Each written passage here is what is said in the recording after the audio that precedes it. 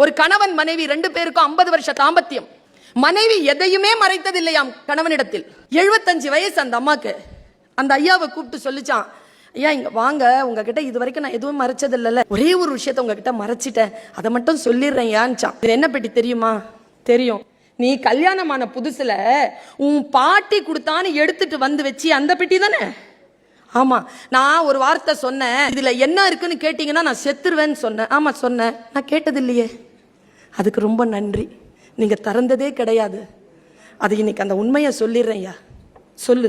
திறந்தா குட்டியா 2 பொம்மை இருக்குதுங்க. என்னம்மா இது பொம்மை?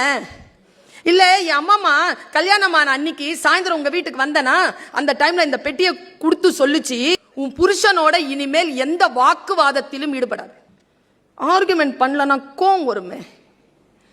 கோவம் வந்தா நான் உனக்கு ஒரு பொம்மை செய்ய கத்து கொடுக்குறேன், அது செஞ்சிரு, வேகமா கோபம் தணிஞ்சிரும்.